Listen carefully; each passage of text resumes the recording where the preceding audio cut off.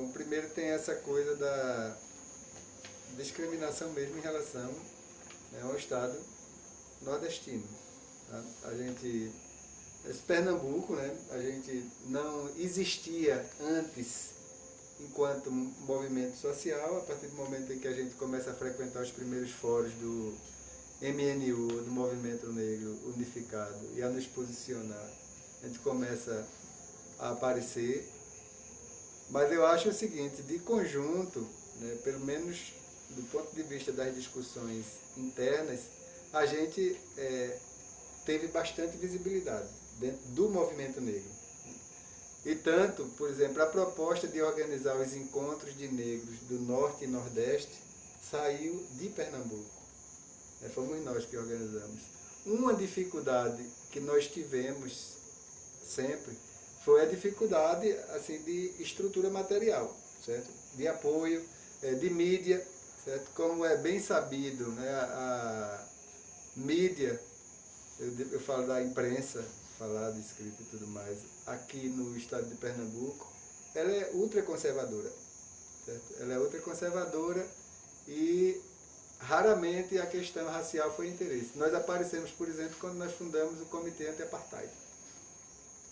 Aí, porque era uma coisa internacional, não era uma coisa questionando a realidade do local, então aparecemos.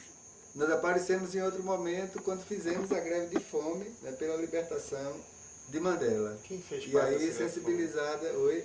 Quem fez parte dessa greve de fome? Dessa greve de fome foi eu, Adelaide, Jandira, Carlos, Marta, Leo, Heron. Outros apoiaram, né? De longe. Esta greve de fome não é aquela que foi feita no 13 de maio para mudar o nome do parque? Não, aquela greve ali também foi feita para mudar o nome do parque, mas é essa greve de fome mesmo. Foram duas greves? Essa greve de fome também pela libertação, né, foi uma greve de um dia, a gente não tinha condições de fazer mais porque todo mundo trabalhava, então você ia ficar eternamente com fome se não fosse trabalhar durante a semana. E normalmente os eventos, ou a gente tinha à noite, ou em feriado, ou a participação nos fóruns nacionais, todo mundo acertava as férias para esses momentos. Como eu disse, o movimento sempre funcionou através da participação voluntária das pessoas. A gente nunca teve ninguém remunerado para trabalhar para o movimento. E em função disso também, claro que a nossa capacidade de inserção na mídia era muito pequena. Eu lembro que em um momento, por exemplo, que nós quisemos resgatar Solano Trindade para a cena da poesia em Pernambuco, nós combinamos com a Livro 7, com o senhor Tarcísio, certo? A apresentação de um recital lá no pequeno auditório que a Livro 7 tinha. Certo? E nós botamos recital de poesia negra no quadro. Era o recital de Solano Trindade. A gente já tinha feito antes como peça teatral no DCE. E queríamos fazer lá porque a gente achava que atraía alguns intelectuais para discussão. Bom, primeiro, quando nós voltamos, nós arrumamos a sala, né, e escrevemos no quadro recital de poesia negra. Quando voltamos para a sala, estava escrito embaixo, né, nesse quadro lá, a poesia não tem cor. Então, um protesto de alguém que achava que a gente não deveria falar em poesia negra.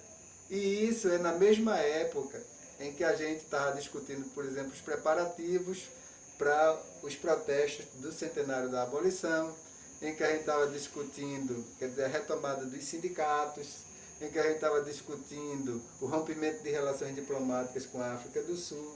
Entendeu? Quer dizer, existia uma efervescência na sociedade brasileira como um todo, mas em Pernambuco sempre funcionava assim. Eu lembro também que em outro momento estávamos 6 negros na esquina da Boa Vista com a rua 7 de Setembro, conversando, e parou um carro, certo, com 4 criaturas apaisanas, armadas, certo, e foram nos revistar. E aí a gente estava conversando exatamente sobre isso, porque sempre tinha uma orientação dos portugueses ou dos colonialistas de que onde tiver mais de um negro reunido é uma quadrilha e é perigoso. Certo? Então, como estávamos em 6, as pessoas foram nos revistar. Aonde isso? Em Recife, no centro do Recife. Em que parte, você lembra? Esquina da rua 7 de setembro com a Conde da Boa Vista. Exatamente ali. Então esse companheiro de Salvador, o Wilson, do Movimento Homossexual de Salvador, do AD Dudu, estava eu, Fortunato, Zé Maria, Sidney, mais outro companheiro que eu esqueci o nome. E como a gente não tinha arma, é claro que a gente tinha que aceitar esse tipo de revista humilhante. Se a gente tivesse arma, a gente puxava também para trocar balas, claro. Mas o que acontece em todos os momentos, né, que a população negra, quando é submetida a uma abordagem humilhante, ela não reage inteligentemente, ou ele, né, o indivíduo, não reage inteligentemente porque ele está desarmado. E é o que eu já disse em vários momentos aos policiais. Eu vou entregar o meu documento porque eu estou desarmado e estou sozinho. E vocês estão invários e estão armados, treinados pelo Estado com o meu dinheiro. Por isso eu vou aceitar essa humilhação. Porque quando vocês matam um negro, certo? Em geral, termina impune. Então eu não quero ser mais um presunto, eu vou entregar meus documentos. Sempre estou colocando essa questão, certo? E já era naquela época assim, entendeu? Por isso que a gente está colocando o tempo todo que a realidade, ela naturalmente tem avanços no campo do diálogo e tudo mais, mas do ponto de vista econômico, do ponto de vista social, não mudou. E do ponto de vista da relação das instituições também não mudou. Nesses anos 80 teve um congresso afro-brasileiro. Teve. Não lembro se agora foi 84, 85. Teve. Acho que foi no Rio de Janeiro, né? Não, foi aqui. Fundação de Camboja. O Nós fomos, congresso. claro.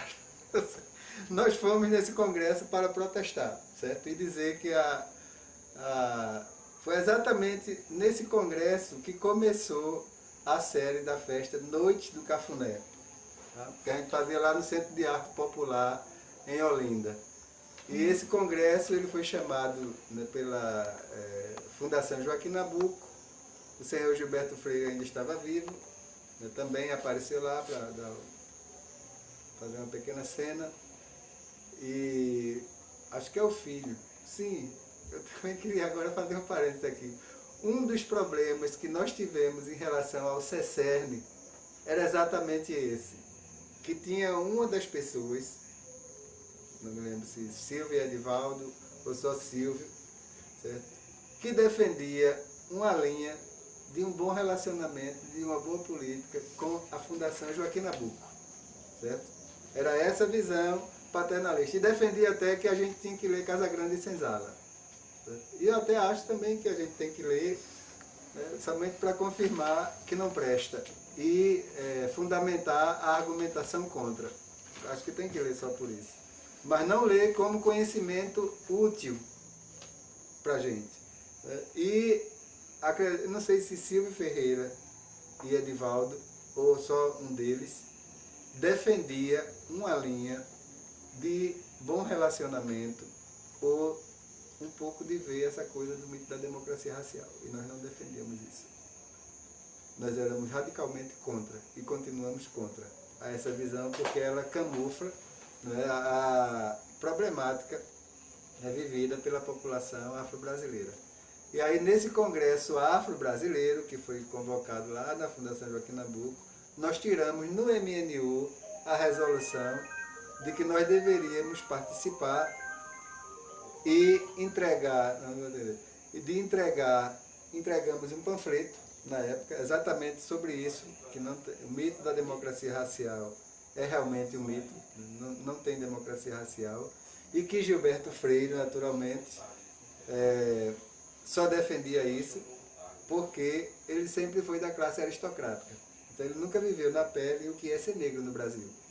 Então ele não estava autorizado nem a falar. Naquela época nós éramos radical a esse ponto, tá? De não admitir até que uma pessoa que não era negra, escrevesse ou falasse sobre a questão. Porque aí já vinha ele, já vinha Arthur Ramos, já vinha Nina Rodrigues, já vinha Silvio Romero e todo esse povo, certo, que sempre contribuiu para distorcer de uma maneira brutal, tá? Brutal, a situação do povo negro no Brasil.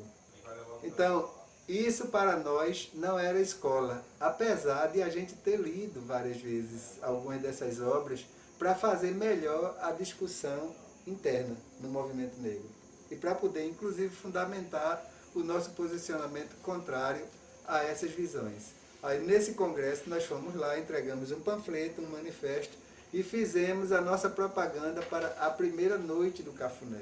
Como foi a receptividade? Essa foi ótima, porque o povo veio do Rio, de São Paulo, veio do Brasil todo para esse congresso. Era o pessoal mais intelectual, mas tinha muita gente negra, que simplesmente ouviu falar que tem um congresso afro-brasileiro e estava interessada. Quer dizer, não veio, as pessoas não vieram por uma identidade com Gilberto Freire, né? E a receptividade do nosso panfleto, ela foi tão excelente que na noite do Cafuné, certo, que já era no encerramento desse congresso, tinha uma participação dos visitantes, uma participação massiva dos visitantes desse congresso na noite do Cafuné.